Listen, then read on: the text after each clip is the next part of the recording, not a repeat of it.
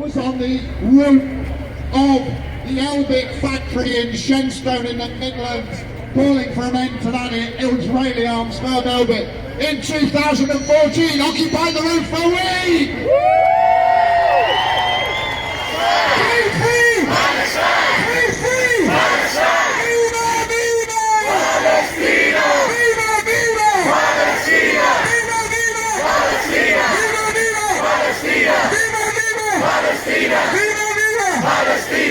We all will forever be standing with Palestine after this, and we will not just stand, we will grow and grow and grow. Because what has happened is a shame on humanity around the world.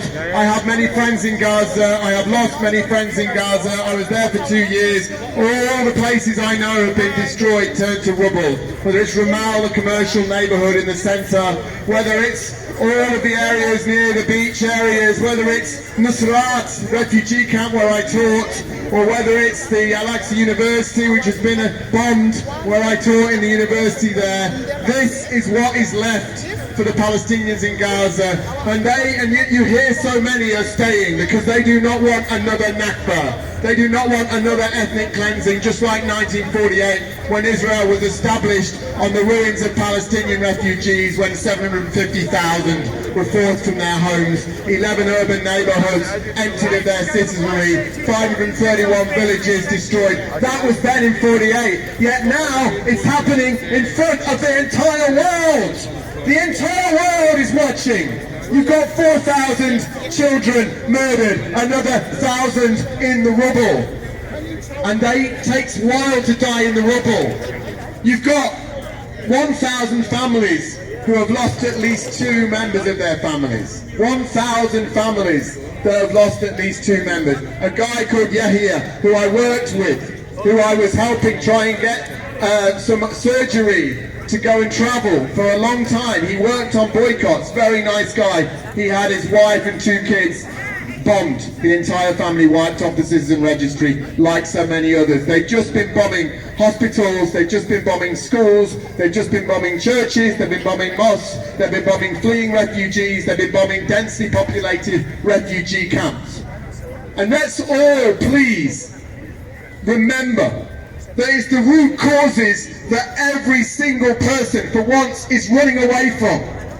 How dare the international media, who know that it's the longest running military occupation in modern history, 75 years, all the ethnic cleansing that's been documented, even Amnesty International called it apartheid, which is a crime against humanity. Apartheid. Nelson Mandela said our freedom is incomplete without the freedom of the Palestinians when he was alive. Archbishop Desmond Tutu went to Palestine and said it was worse than apartheid. This is all historic. This is before the 7th of October.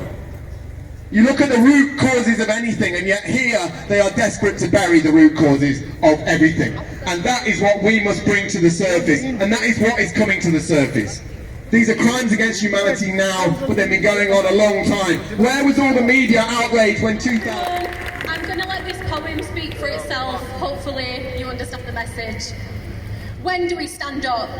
Is it when our own chairs start to feel a little uncomfortable?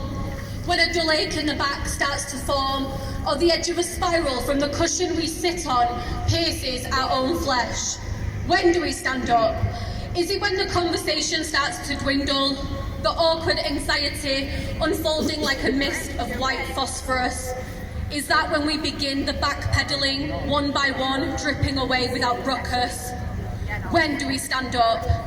Is it when the others who look like us stand up too? Does a drop of melanin change the who and the what we stand up for? Do we need to share idols to stand up for one another? Or is it when we have found the lines, the ones that have been drawn for us, white rectangles on the floor and the signs that say, stand here? When do we stand up? Is it when the electricity dies in the hospitals filled with babies learning how to breathe? Or when the doctors fall to their knees in the midst of the carnage, or when the last missile falls and the cleansing has been done? Is it with every mother's cry as she searches through the rubble for her children, or when the louder sounding pleas of infants fill the air? Is it when the destruction is over, when we dare to add our neutral commentary on how sad the thing was that happened to those people over there? Or is it only when it happens to us, when our babies are torn from their cradles, persecuted, tortured, killed? Is it only when we feel the gut-wrenching pain of losing our people that we refuse to sit down? Is it only when the noise becomes too loud to bear because of the thundering on our letterboxes and the missiles raining down on our roofs, keeping our children from sleeping? Perhaps it's the future generations that will stand up as their own chairs start to feel a little uncomfortable, as a dull ache forms in their back while glancing down at the page with our faces on it under a title that reads, "The People Who Didn't Know When to Stand." Thank you. Ain't a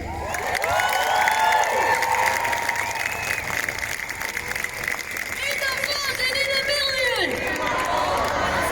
Ain't a thousand in a million! We are all Palestinians!